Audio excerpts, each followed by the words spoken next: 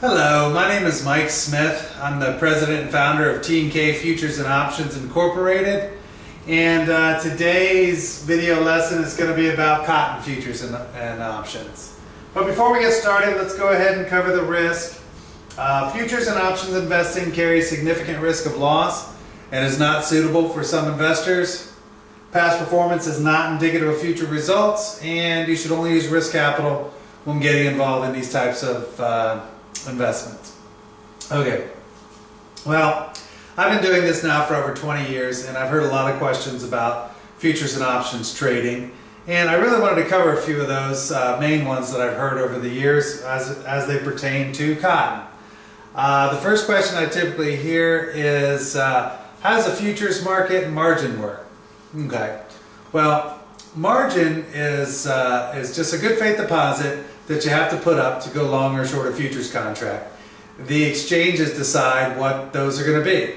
So oftentimes they'll raise the margin if the market is getting overly volatile. To try to slow it down a little bit, they'll increase the margins. And the opposite of which, if the markets are very slow, quite often they'll lower the margins to stimulate more trading and more action. So they're the ones that set that and decide what those are going to be. I looked this up today for cotton. The margin for cotton today is 13.20, and I want to explain how that works. So let's say you open an account for $50,000 and you got long one cotton futures contract at 60 cents. Okay, well, you're 50, you got to put the 13.20 aside. You have $48,680 left over. That's to your available equity. That means you can use that for just to leave in there in case the market moves against you.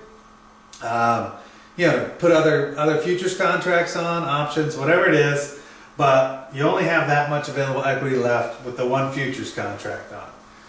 Okay, cotton. Cotton's a 50,000 pound contract. Every 1 penny move is equal to $500, and the symbol is CT.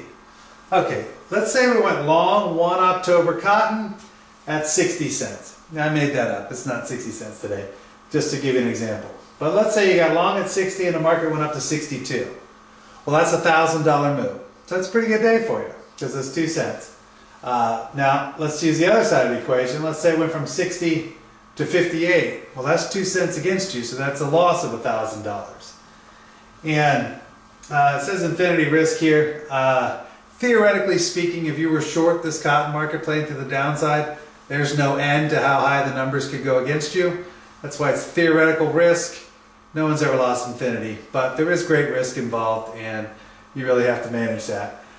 To the downside, market can only go to zero. So your risk, if you were long that market, is it going to zero.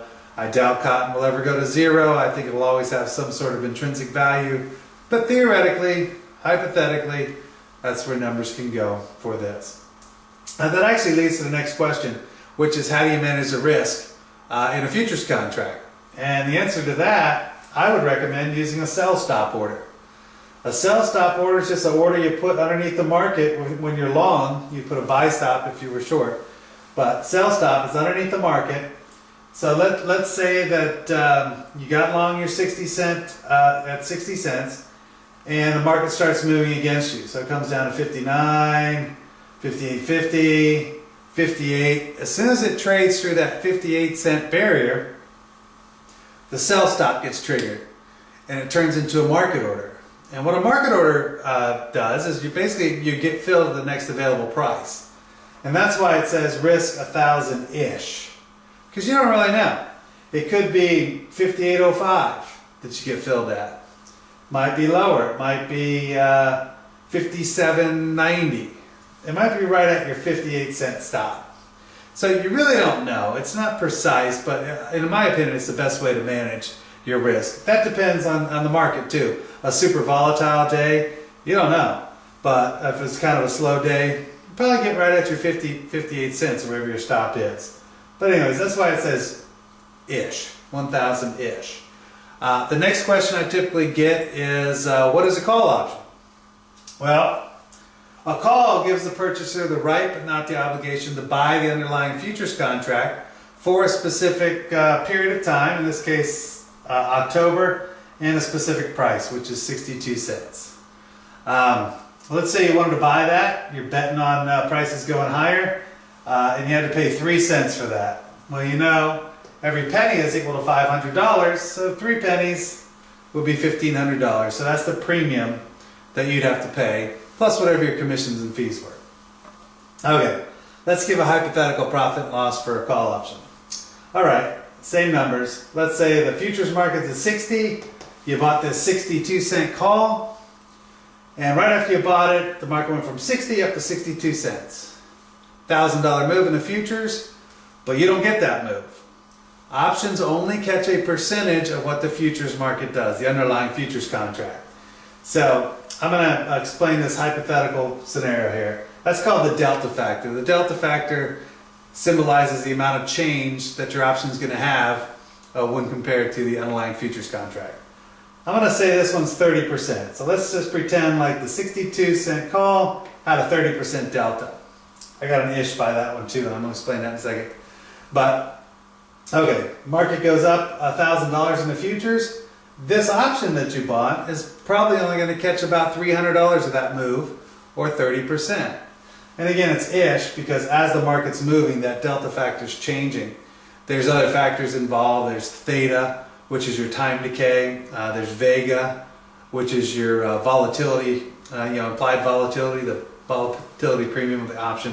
So there's a lot of factors involved in this, but that's how you make a profit and loss, with an option. It's basically going to be based on that delta factor. As the market's moving up and down, that's the percentage change you're going to get. It's kind of confusing, but that's how it works. Next question I typically get is, what is a put option? Well, a put's just the opposite of a call. A put gives you the right but not the obligation to sell the underlying futures contract for a specific time period at a specific price. You can bet either way. You can bet a call if you want to bet up, or a put if you're betting to the downside. So either one of those are the two types of options that are available.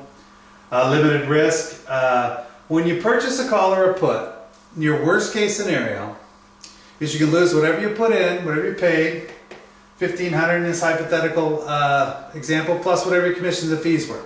So that's your worst case scenario. You can only go to zero. You're not ever going to have margin calls or anything like that, like can possibly happen with a futures contract. But you pay for that by only getting a percentage of the move. So it kind of equals itself out, directly proportional risk and reward quite often to each other. But okay, I think I covered everything I wanted to cover here.